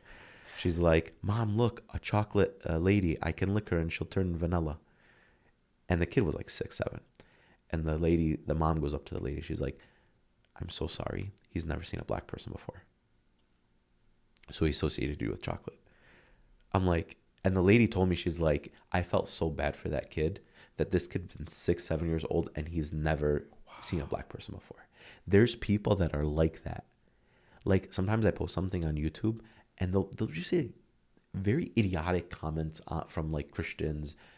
Maybe they're not like Christian, but just like atheists, or just like, I'm just like, you have nothing else better to say? Yeah. Like, did you not know, like this is really what you're saying? And then like you talk to people and they're like 30, 40 years old, like, I never knew Islam knew that. It was about that. I never knew that. And it's just like, why didn't you know? You didn't want to know, I think. You didn't want, I mean, you get to a part where you don't want to know, but like, it also falls on the parents. Like, you know, have open minds, have open hearts. When you're teaching your children, these are people that are going to be the future, be the of the next generation. If you're yelling at them, if you're telling them to be hateful, if you're telling them to, you know, don't trust nobody and do this and just be someone that just lives in your own little world, like, it's crazy. Like, I know people that are rich, and they teach their kids that these people that are lowly, they're just lazy. That's not the case. I worked with people that I was helping people get jobs that were homeless, and it's like they just need a help. They just need someone to help them. It's like, no, they're lazy. They just want food stamps. They just want, like, no, bro, like, it's not how it is. So the more that you educate children, the more that you educate yourself, the more that you learn yourself, like, even as adults, find out where are your biases, where are your stigmas. When I was in school, there was this book that our teacher had read about, it was about diversity and inclusion. And the class was about that, but the book was about, I think it was called the colorblind. And it was this concept that every single person sees the first time when you see someone is black or white. You can say, oh, I'm not racist, or, oh, I don't see black or white. You see black and white. And from that, you judge on your biases and all of that. So the idea was, like, I was in like the school of education. They were teaching us that when you see kids, don't look at them as, you know, this person's this color, that means they're this. Don't come with these biases. And your first way of doing that is acknowledging them. You can't acknowledge that, you know, something doesn't bother you if it does. You mean you have to say that I acknowledge that this person is, let's say, black, and I acknowledge that in my head, this, like, I already have a bias, and now I have to work about taking Because if you go through life thinking that, you know, every Arab drives a Range Rover or whatever, every Arab has a gas station, right? That's not how it is, man. Like, for the longest time, every time I would travel, like, oh, you're from Dearborn, you know, oh, they got the best good burger and tasties and all of that. I'm like, so all you know about Dearborn is the food and El Amir and Shatila, and I'm like, that's all you know. And it's just funny that some people, that's all they know about something, is that all they know is what they've seen on TV or the small interactions. But once they get out of their bubble, they realize that there's a life out there. It's like your eyes open. Your eyes open up and you're like, I get it now. Like, it's not just that, you know, these people are like this or these people. It's like, I get it. Like, I could go on and on about like how people have shared with me their biases about the special needs community. Like, I had one person tell me, like, this person will never memorize Quran because they're disabled. Or like another person said, I don't want these people around our masjid. Wow. And I'm like, why? And these people have never seen someone. They think that God has cursed these people. That's crazy. Yeah. So it's like, especially when they're older. I remember going to a grocery store and I was like, this person has a refugee, has PTSD. Oh, I don't want him to work here. What if he does something to the people? He takes pills and I don't want him here. It's like, this is how you really think. Like, you're a grown man saying these things. Yeah. So no heart. I mean, it's also that's how they were raised, like, thinking that something's going to happen, or it's just mind-boggling. So, like, my job then is to say, that's not how it is, man. Like, these people that have special needs are children from Jannah, are kids from Jannah, and God has trusted you to take care of them. And if anything, you're getting good deeds through taking care of them. That's the most beautiful mentality to have. It is. And when you think of children, like the Quraysh used to say that if you hang out with people with disabilities, that God's curse will be on you too. You hear the same exact thing from people today, is that God has cursed. No, God has never cursed these people. In fact, God has honored these people and the people that are taking care of them. And it's like, the more that you destroy these biases, oh man, the world opens. You know, it's crazy that people would think of God in that manner. Like, God like struck this person with lightning and now they're cursed. Just out of nowhere. Like, what kind of perception of God do you even have in your head at that point? Yeah. Like, if that's the God you pray to, like, I'm sorry, but I'm good. Like, I don't want that God. You know what I mean? You talked about channeling your emotions through Islam. What does that mean? Your emotions are there. How do you navigate them, right? How do you use Islam as a clutch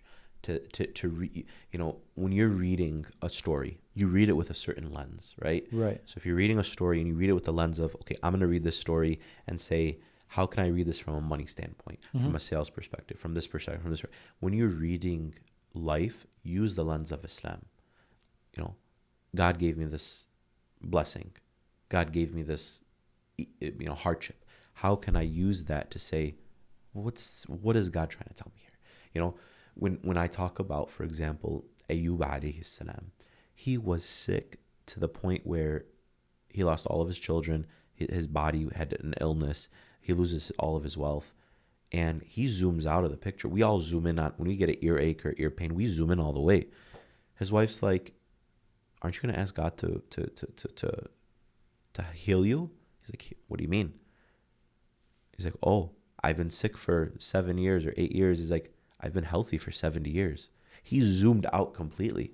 Us, we zoom into our problems. And the thing is that when you zoom out, you have a deeper perspective. We're an ant on a rug, and Allah sees the entire rug. We don't see the whole picture. If you were to tell me years ago that I would be telling children not to be sad when I was a child that was sad, I wouldn't believe it. And when you use Islam to navigate those emotions, Allah subhanahu wa ta'ala constantly shares with us and tells us that He's always there for you. He'll never leave you, but we think God has left us. You just talked about how do you worship a God that thinks that you would think that would punish someone with special needs?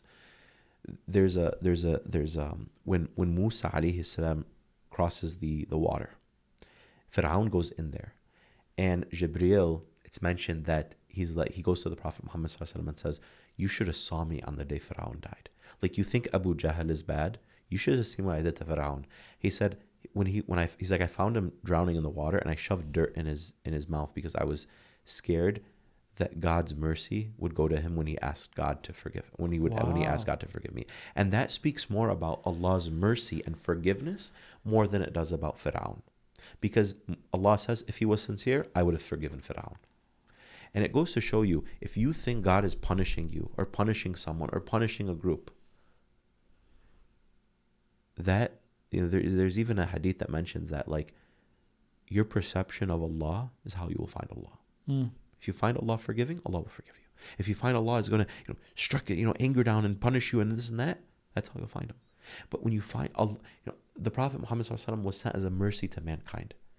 And because of that, there's a hadith that says, when you're mercy to people, Allah the most merciful will show you mercy. So it's this concept that you use Islam to navigate all of those. It's like what you're saying really is when God tells us, remember me, I'll remember you. So it's like in everything that happens in life, first thing, think about, okay, what's happening right now? Okay, I'm going through this problem. What's God trying to show me? Let me start looking for God's wisdom in this. Like, automatically now we changed it from being a problem to being a scavenger hunt for the wisdom that God already has set in place, because we know that He's not going to bear us first with something that we can't handle. And He's very close to us. He wants us to become the best versions of ourselves possible. And He thinks that through this problem, we're going to get there. So beautiful.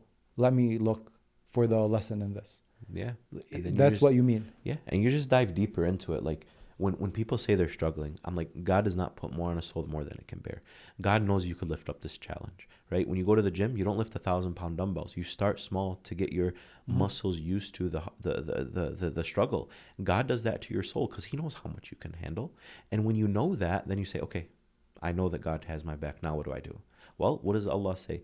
Allah subhanahu wa ta'ala, He says, as soon as something bad happens, you remember Allah. Inna lillahi wa inna ilayhi raji'un. He says that He finds you lost and He's guided you. He says, وَلَلْآخِرَةُ خَيْرُ لَكَ مِنَ الْأُولَى, that the afterlife is way better than this life. That what you're going through now, it's no big deal. It's no big deal. لا تخاف. Don't ever be scared. When Musa alayhi salam is in front of the body of water, لا تخاف. When he's in front of the magicians, لا تخاف. Don't be scared. When He says go to Fir'aun, Allah says لا تخاف. Don't be scared. Don't ever be scared in life. You're nervous because you're putting on the hijab. لا تخاف. Don't be scared. Allah is with you and He sees and He hears.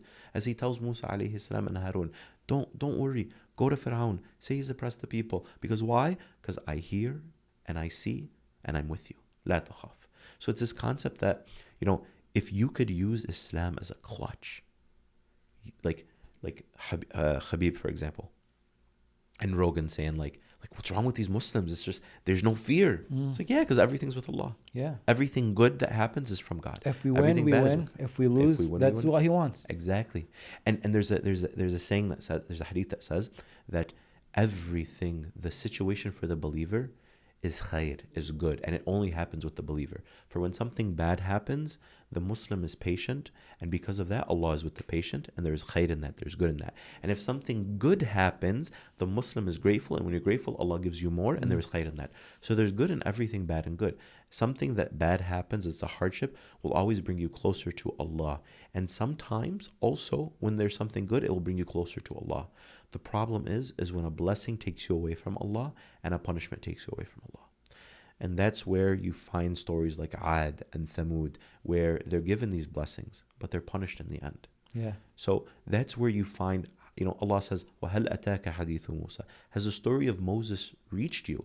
And He's saying this in a way that's like, has it not reached you? Can you wake up? Can you wake up? Like, look at you yourself. Are you a Fir'aun to your mother? Are you a Fir'aun to your children? Are you a modern day tyrant to your community, to your work? And it's like, how do you find yourself? And it's like, wait a minute, am I a tyrant? Am I treating my wife like this when I shouldn't be? And then it's like, okay, how should I be a better husband now? Now I know I need to work on something. For me, I told you I've been binge eating for 15 years. How do I use Islam to navigate that? Well, Allah says in the Quran, what? He says, I made the night for you to live. I made the day for you to live and the night for you to sleep. God doesn't say go at night and watch Netflix and binge shows while you're eating and scrolling through TikTok for 3 hours. He made the night for you to rest. So rest in it, especially rest in your stomach. The Prophet Muhammad ﷺ saying like the disbeliever eats with 7 stomachs, the believer eats with 1, that you should fill up 1/3, 1/3, 1/3. And the concept of fasting is where shaitan, he wants us to be ungrateful. And there's a dua that you make before you break your fast, that the veins are moist. Shaitan flew through the son of Adam, or through Adam, like the blood flows through the body. When you're fasting, your blood slows down the movement of it. So when you eat, the veins open up so the blood flows more. Yeah. So when you eat, when you're fasting, you starve your stomach so you can feed your soul. But the more that you eat food, especially after Ramadan or after iftar, the more that you eat food, the lazier you become. That's true. Your blood pressure spikes. You get crashed. You get lazy. Why? It's because shaitan influences you, especially through food. So it goes to show you how you use Islam to navigate all of your problems. Domestic violence, the Prophet Muhammad ﷺ married someone who was domestically abused. You want to talk about how the Prophet Muhammad ﷺ, how he forgave his enemies, Hind, who ate the liver of his uncle. I've forgiven you the exact same way I've forgiven that Yusuf alayhi salam forgave his brothers. So you use Islam. You're having problems with your spouse. Look at the stories that you find in the Quran. You're having problems with your children, with your parents. Look at all of these stories that are there. God has given you a manual, the Quran. Open it up, and I promise you will find the answers to your questions. It's such a beautiful lens to look at our religion from. Definitely. Beautiful lens to look at our religion from. Belal, I want to, after everything you told me, I want you to imagine, let's go back to the first question. No one knows you more than you know yourself, right? Let's say Belal right now, 34 years old, gets to have one conversation with Belal at that lowest point. What does 34-year-old Belal say to that Belal? There's a reason that tissue box is here, huh?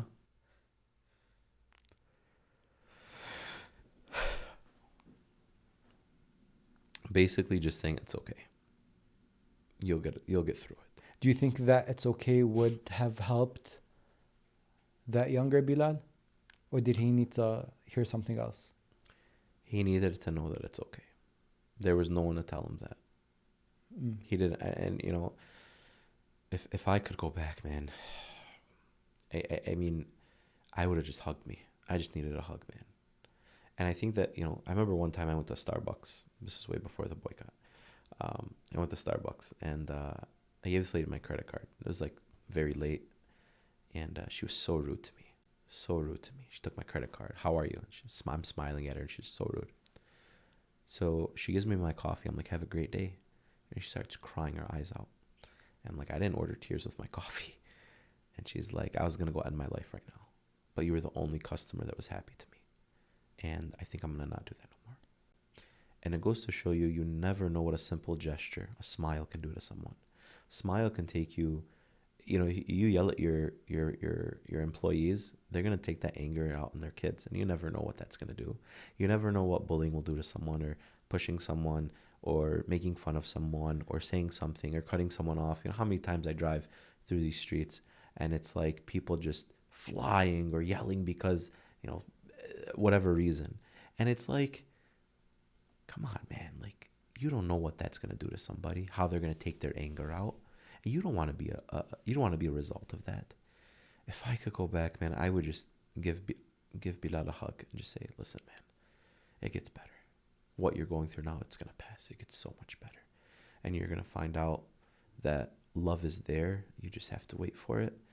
And that when you turn to Allah, it's going to be the best decision you ever made. And that your parents are always going to be there for you. And every concern and worry that you have, just put it in the basket the same way that the mother of Musa put Musa in the basket. Let Allah guide every single worry that you have. No matter where it takes you, Allah will bring coolness in your eyes the same way He brought coolness in the mother of Musa's eyes when her eyes were warm. And your eyes are warm right now. Don't worry. Allah will make them cool. It's so sad that there's a lot of Bilals right now that just need a hug. Yeah. A lot of Bilals need a hug. Yeah. And I think that, you know, I constantly tell my son, like, it's okay to feel angry. It's okay to be emotional. And a lot of times it's like, I say that because of what I went through. Like, I can easily tell my son, don't cry, get over it, suppress your sadness. But what's that doing for them? Let it out. You know, my son, I'll tell him, like, I'll just, like, sit down with him and just be like, do you think it's okay that, you know, Amir took your toy? I'll go to Amir, I'm like, do you think it was okay that you did this? Like, you took that bike and he doesn't have a bike, he doesn't have a toy. How would you feel?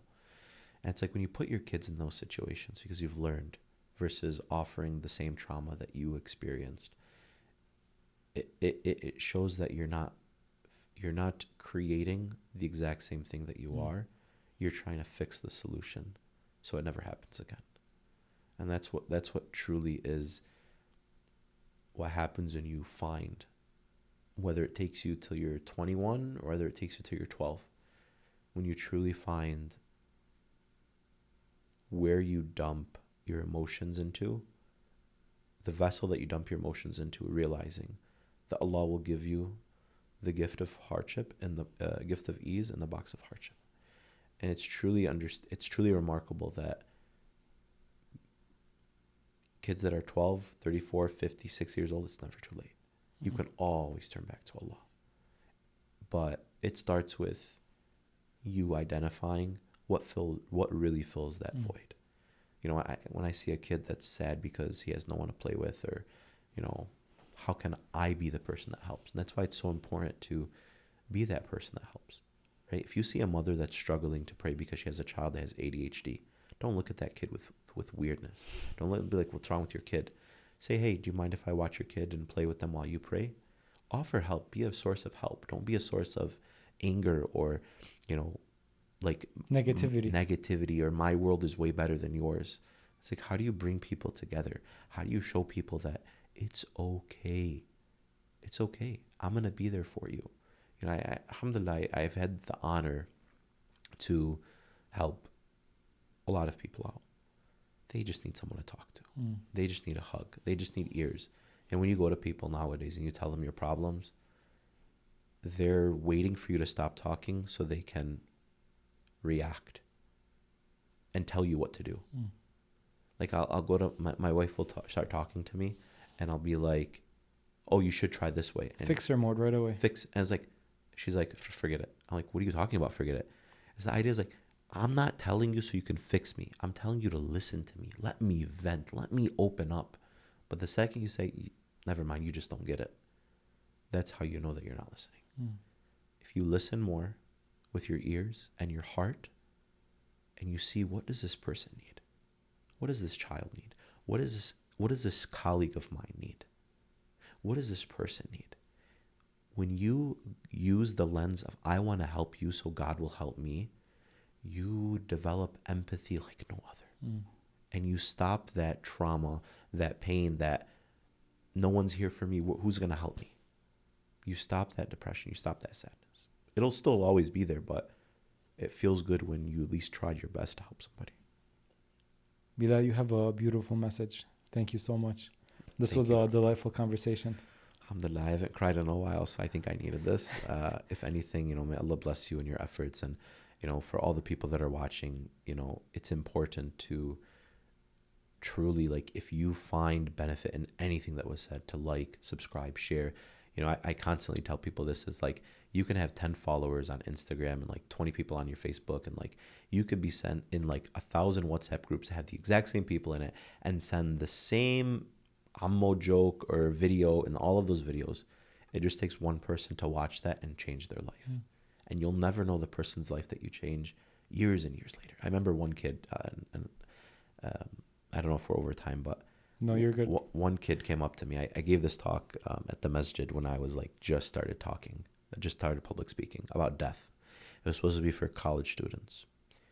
I show up, there's 5 kids there in 6th grade. I'm like, bro, this is not fun. So I did the talk. I'm like, whatever. I didn't think nothing of it. You never know what seeds you plant in people's hearts. Years later pass. Like, this is like 2 years ago, maybe. So we're talking about 10 years later. This kid comes up to me. I'm like, I have no idea who you are. You're very excited to see me. He's like, you don't know me.